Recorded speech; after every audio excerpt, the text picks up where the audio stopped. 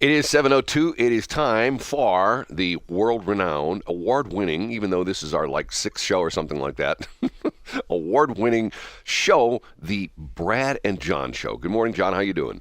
Good morning. I'm fantastic, Brad. How are you? Hey, I'm doing great. It is going to be an interesting Wednesday. We're just talking off air about the fact that the month is almost done, second to last day of the month. Lots of stuff to talk about. John does his website, johncombest.com. He highlights the top events, news events, political events around the state of Missouri. Number one, number two, number three. Let's start with number three. What's the third most biggest event that's on the johncombest.com site this morning? Oop, you there? Number Oh, I'm here. yeah, I lost you there. Are for you a there, minute. Brad? Yeah. I can hear you. Yeah, go ahead. I lost you there for a minute. Go ahead. Okay. The number three story today will be a familiar one because we discussed it yesterday. Governor Mike Parson responded to a call from a Republican state representative who was suggesting that the state should block refugees from Gaza. So Governor Parson was at an event yesterday in St. Louis City and was asked about this proposal, and he said he is not on board. He suggested that Missouri not paint all Palestinians with a anti-Hamas brush, and that really the federal government supersedes Missouri when it comes to allowing refugees in. Well, So that's the number three story today. I've got a question on that. The number two story is that St. Charles County still has the opportunity to enter. The St. Charles County Council still has the opportunity to reintroduce a resolution that it debated on Monday night involving the relocation of Latino immigrants. I should say immigrants from certain Latin countries into the United States. That measure failed on Monday by a vote of 3-3. However, if two members of the committee choose to bring the resolution back up, there can be another vote on it. So there's a little bit of debate over whether that should come back up or not.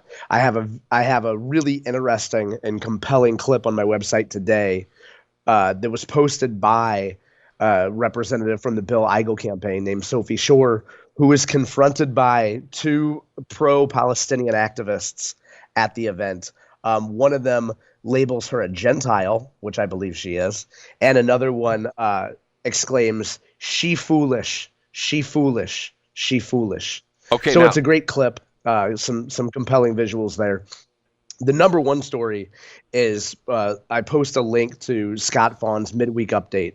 He had a veteran Kansas City reporter named Mike Mahoney, and then also Americans for Prosperity's Camelia Peterson on to discuss a wide range of issues, including President Trump winning the Republican nomination, and ticked through each of the statewide races in Missouri. So those are the top three stories today. okay, let me go back to what you said. He's so foolish. Explain that to me. I mean, is that like Well, some kind of weird? Yeah, so essentially a staffer for Bill Eigel's campaign attended the meeting where Bill Eigel actually spoke about the resolution, and a couple protesters, pro-Palestine protesters, clearly identified this young woman as being a conservative and essentially cornered her and were harassing her and asking her why she's supporting the Jews if she's a Gentile. Okay, I don't quite understand that. I mean, if just because you're not Jewish doesn't mean you can't support Jewish people, right? I mean, Right, and excuse me, sorry for that sound there. I think that it's mostly just an issue of they likely identified Sophia as being with the Eigel campaign, or at least being a conservative, and we're just looking for a way to harass her, give her a hard time. well, to me, if you're a white person and something bad happens to black people and you support black people, I don't see any problem with that. You know what I mean? Or any other combination thereof. If you're a white person and something bad happens to Indian people, what's the problem with saying, "Hey, I'm a white person, but I don't think this is fair the way Indian people or any other person, is being handled." You know what I'm saying? Yeah, certainly. Well, at the same time, I think that when it comes to harassment at public events, it's generally just a matter of opportunity. So again, if you see a young white woman who's well put together, she's obviously in your mind going to be a soft target, and you should lob a few flaccid bombs her way. What now? What? In other words, you're supposed to, if she's an attractive woman, you're supposed to say, "Hey, babe, you're beautiful." Is that what you're saying? No, I'm saying that if you see someone who appears to be a soft target, so a young female who's well put together, it's likely that if you're an instigator, you're going to view her as being an easier target than if you saw a guy that looked like he just hopped off a motorcycle and might be carrying. You see my point? Yeah. So in other words, she's not, and she was a staffer for Eigel. Was that what she was? Yeah, she works for Bill Eigels' campaign. She's also a staffer in the Missouri Senate.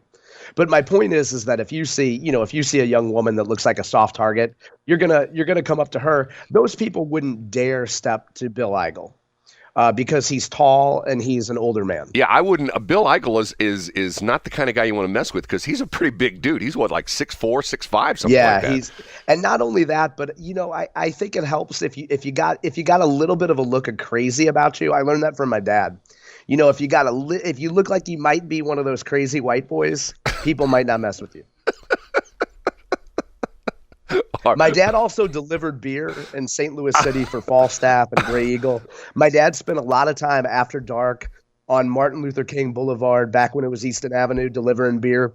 So he taught me a little bit that came in handy on the streets of Spanish Lake. I'll tell you that. Well, having worked as through my college years as a police dispatcher, I learned somewhat of that street smart kind of stuff too from the cops because if you got a cop that's been on, especially somebody like in a not a cop who's living in Ladue or working at Ladue or something like that, but if you got a cop that's working like North City or something like that, or one of the tougher suburbs, I mean, those guys are extremely street smart. You know what I mean? Yeah, they've been through it. At the company formerly known as Monsanto, we had some security guys who had worked in Kenlock, had worked in Berkeley, and the stories they tell. And I should mention too, as a coda to the St. Charles County Council story about these protesters confronting this young woman, she had the best line, which was, "Get out of my face."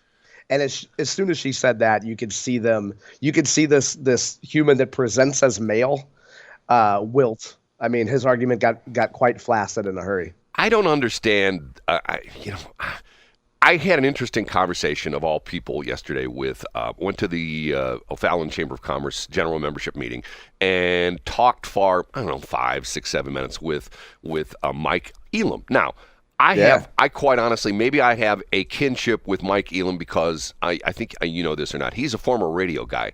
He's originally from Arkansas, born and raised in Northwest Arkansas, and moved here to the St. Louis area to work at a news talk station. It was doomed, unfortunately. It was the old KXOK. I don't know if you know this story or not. I do remember KXOK. I don't know the story, though. I remember the call on it. Yeah, they went to it was bought by the Frischling family. We're still in the broadcasting business, and they decided they were going to go after KMOX. They were going to go after full bore after KMOX, and they put on essentially if you're familiar with this, like a WBBM, a Chicago, or a what station in New York be?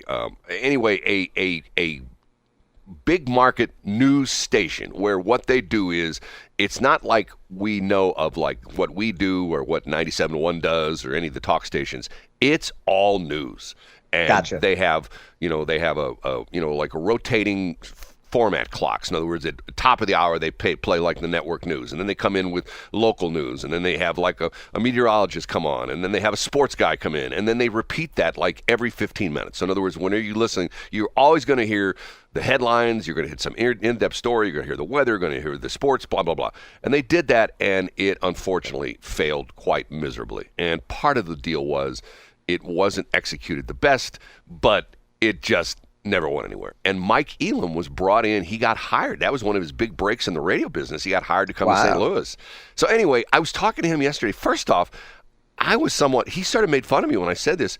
He made the comment that, and I thought he was kidding. Did you know he's running for county executive? I did not know that, no. Well, neither did I. Wow. Said to him, now, has he mentioned that publicly? Yes, apparently that is. I said to him because we were in a private conversation with, of all people, do you know who Kurt Barr is? Yeah, former state representative, and now is he leads elections. Right, and we were on the way out. This was after the event were over. We're talking about this, and he said, I believe it's him, It's Nick Guccione, who's the mayor of Wentzville, and I think one of the county councilmen, Justin Law, I believe is that It sounds familiar, yeah. And they're all three obviously Republicans because you know how it is. It's the inverse of the city. If you win the primary, you're in. Yeah. And in St. Charles County, it's the Republican primary. In the city, it's the Democratic primary. And he was talking about this situation. I said to him, "Bitch, bet you had fun last night," because that was Tuesday, yesterday, so Monday would have been the county council meeting. And he said, he made a comment, and I wish, we don't have our phones working here. I wish I could call him and have him explain this. But he said the protests that went on after they did the vote and when the meeting was shutting down, if they would have done that ahead of time, he would have switched his vote. Because apparently they were so obnoxious and so in your face that he would have switched his vote just to spite them. And I'm going like, hold on a minute now. Yeah, now, and with all due respect to Mike, because I don't know him and I haven't met him, and I certainly respect your relationship with him, what does it say about an elected official's North Star if they're going to be that swayed by protesters one way or another? He said that the whole thing was that, and he sort of put it in the perspective, it doesn't really mean anything because it's a what is it? What my mind's not working well this morning. It's a non-binding resolution. Exactly. There's no real teeth behind it. It was a non-binding resolution, and essentially It was sort of a lot of ado about nothing because of the fact that there's not going to be any rule changes in St. Charles County. Nobody's going to be kicked out. Nobody's going to be invited in. It's just one of those things that it's just okay. This is how we feel. It'd be like, hey, they would be like saying, hey, we want In-N-Out Burger to come to St. Charles County. We'll be more than happy. And people are going to go, okay, so why did you do that? Well, we like In-N-Out Burger, and we thought maybe if we made a resolution, they might consider coming to St. Charles County. I don't know. It was sort of interesting. I have a lot of respect for Mike. He's taken a lot of heat over the last couple of days on this. Matter of fact, before you and I went on the air yesterday morning, I'm once again meeting the radio geek. I was listening to a couple other stations on 97.1. He was really taking some heat from Mark Cox and a couple other people. I imagine it would be hard to win a Republican primary in St. Charles County if you're on the record as opposing this measure. I think you're starting off on your back foot there. Well, here was the most important thing I think he said, and I think this is important that I note this. He said the problem he had was with the resolution in general because it paints St. Charles County in a bad light. In other words, he was quoted saying that in the Post-Dispatch today. That's his exact quote. In other words, he's saying like, look, we're a bunch of white people. We don't want anybody else coming in from any other country, any other ethnicity. We're just a bunch of white folks, and we're happy with our little county. Stay the hell out, And I thought that was a very reasoned statement because of the fact that the crazy thing about it is St. Charles County does get painted as this white bread county, but there's a lot of diversity even in St. Charles County. The diversity comes more and more every day. Look at the area around Lindenwood. I mean, when I was in high school, that was a white area. Right. Well, but you're seeing I can take you to a couple of what do they call it in Spanish? Is it bodega or bodegas. I can take you to a couple places there. There's one right off of 70 in Zumble. I know there was one apartment complex that had a bunch of Mexican workers who'd come in for the, all had, documented, workers, the whole bit, come in for the lawn care season. And, I've been in places before. Matter of fact, I can tell you quite a few places in St. Charles County where I routinely hear people speaking Spanish. So it's not like, like it's just like areas like, oh, it's nothing but white folk. But I sort of see where he's coming from. I mean, first off, he said, and this is, you read all this stuff, you probably already said, he said, this is Mike Elam, he said the whole thing was Nick Schroyer's idea. He said that's how this whole thing got started. That Nick Schroyer went to Joe Brazel and said, Joe, we need to have a resolution in St. Charles County. That's how the whole thing got started. So I don't know if that's true or not, but that's what Mike said. Well, a good question for Mike Elam would be, if the resolution does indeed come up again, and I don't see any reason why it wouldn't be brought up again, how will he vote? Well, like I said, if I could get my phone system work, which it doesn't right now, I'd call him up and I'd say, and I asked him because my last comment to him as we're walking out the door, I said, Mike, we've switched to, KSOQ over to talk. He was like, what? And I showed him Egbert, and he shook his head. He goes, I don't get it. Right. Hey, you know what? I mean, if things go well, the folks in the Westplex might be able to listen to Egbert. Considering the number of texts that Brad and I get asking when streaming is coming, it might be coming to the Westplex soon. You might be able to listen from 7 a.m. to 8 a.m. One of these days. Well, the question I asked him was, he works for Odyssey. He fills in on both Camo X and on 97.1. And I said to him, now that you're officially, I guess he's the declared candidate for county executive, I said, would that get you in trouble if I had you on my station? He goes, no. He says, just call me ahead of time and we'll arrange something. So nice. I see. The interesting thing about it is, I know Mayor Guccione, I don't say fairly well, but I've seen him at many events, and he's been very complimentary to both myself and Shelley and the radio station for stuff we've done, stuff like that. And once again, if you know what's going on in Wentzville, great community. I mean, what's interesting about it is what's happening in St. Charles County. This is going to be interesting because everybody in St. Charles County is like the senior management. Like you've got, Steve Ellman, who I believe is 72. You've got Dan Borgmeyer, who's the mayor of St. Charles. Dan's 76, although he sure doesn't look it. He looks pretty darn good. Wow, I had no idea he was that old. Yeah, he's 76. Then you've got Len Pagano. I don't know how old Len is, but I know he's got to be in his 60s. Then you've got Nick Guccione, who's way up there in his years. As a matter of fact, and then you've got Bill Hennessy, the mayor of O'Fallon, who once again is got to be in his least middle to late 60s. So you've got a whole group of people that, there's going to be probably within, 5 to 10 years, there's going to be a whole new wave of people who are running, both obviously the situation with county executives. And I believe that I think he told me that Nick Guccione is going to run for re-election for mayor because his election comes up in 2024. Anyway, it's going to be interesting. And once again, I like all of them because if you look at what's happened in St. Charles County, very reasoned management for the most part. There's some crazy stuff that all politicians do. You go like, why did they do that? You know what I mean? Yeah. But so go ahead, Brad. I don't mean to interrupt. but it's a stable environment.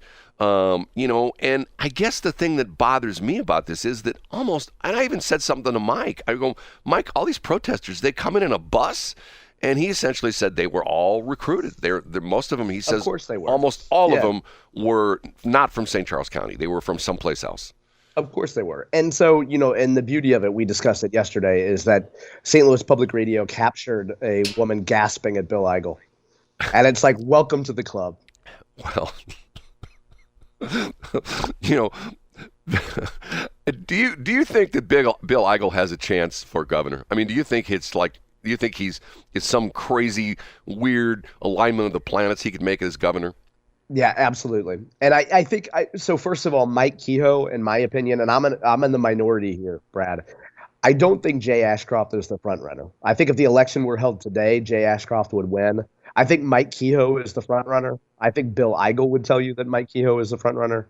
But I think Bill definitely has a chance. He is running the best campaign.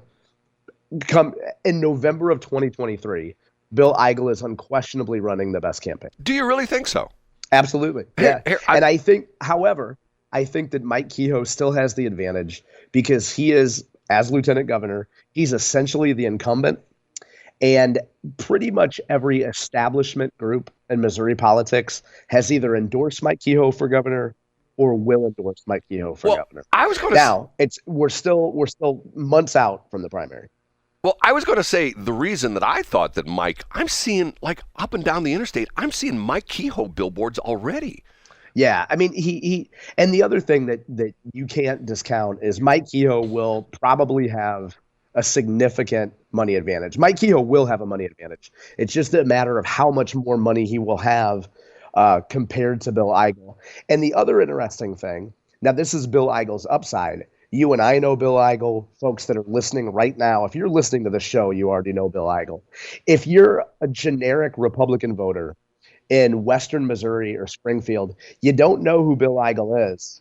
But once you start seeing ads that show him, taunting liberals and standing up to the swamp and all the other messages from him, you would be open to say, hey, I kind of like this. I've never heard of this Eigel guy before, but he sounds pretty cool. He did a show for a while when Tracy first launched her station. Right, he did. Yeah, Bill Eigel was on Tracy's station. He did like a 2-hour show.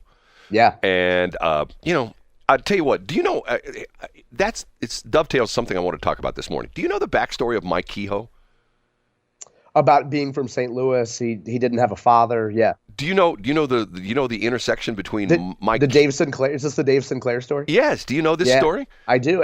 Maybe in the next segment you could recap that. It's pretty fascinating because of the It fact is. that Mike Kehoe is one of these guys who did not have a good start of life, and he's had some mentors in his life, and one of them was Dave Sinclair, the departed car dealer who now his sons run the dealership.